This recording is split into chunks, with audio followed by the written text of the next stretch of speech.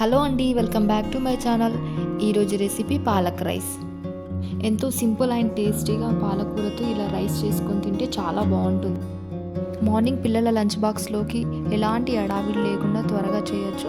మరి అలాంటి పాలక్ రైస్ని ఏ విధంగా చేయాలో ఈ వీడియోలో చూసేద్దాం.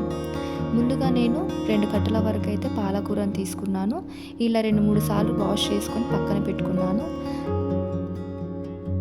ఇప్పుడు స్టవ్ ఆన్ చేసి ప్యాన్లోకి 1 లీటర్ వరకు వాటర్ని తీసుకోవాలి. వాటర్ వేడయ్యాక మనం కట్ చేసి పెట్టుకున్నటువంటి పాలకూర ఆకుల్ని అందులో వేసి వేడి చేయాలి.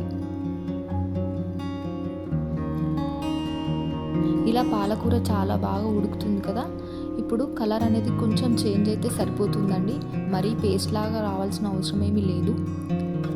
ఇలా కొంచెం స్మూత్గా ట్రాన్స్పరెంట్గా ఆకులు అయితే సరిపోతుంది. ఇలా అయినటువంటి ఆకుల్ని మనం ఒక మిక్సీ జార్లోకి తీసుకోవాలి. అందులోనే పచ్చిమిర్చి, 2 యాలకులు, 4 లవంగాలు, 2 దాల్చిన చెక్క వేసుకొని గ్రైండ్ చేసి పక్కన పెట్టుకోవాలి.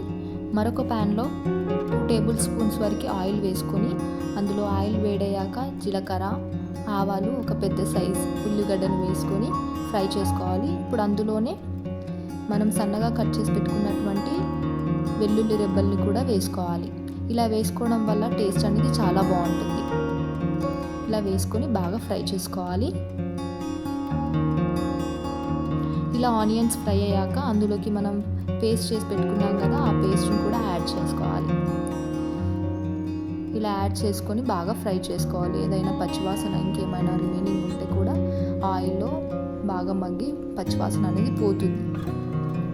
ఇప్పుడు దాంట్లోకి 1/2 స్పూన్ పసుపు, రుచికి సరిపడా ఉప్పుని వేసి ఫ్రై చేసుకోవాలి. ఇలా ఆయిల్ అనేది పైకి తేలుతున్నప్పుడు మనం ఆల్రెడీ నేను కుక్ చేసి పెట్టుకున్నానండి రైస్ని. ఆ కుక్ చేసి పెట్టుకున్నటువంటి రైస్ని కూడా ఇప్పుడు అందులో వేసి కలపాలి. రైస్ని అంతా కూడా బాగా కలుపుకోవాలండి. ఇలాంటి ఉండలు లేకుండా మంచిగా రైస్ అంతా కంప్లీట్గా బాగా కలుపుకోవాలి. అంతేనండి, ఎంతో సింపుల్గా పాలక్ రైస్ని ఇంట్లోనే చాలా టేస్టీగా చేసుకోవచ్చు. ఈ వీడియో కనుక మీకు నచ్చినట్లయితే లైక్ చేయండి, షేర్ చేయండి, సబ్స్క్రైబ్ చేయండి. Thanks for watching. Bye bye.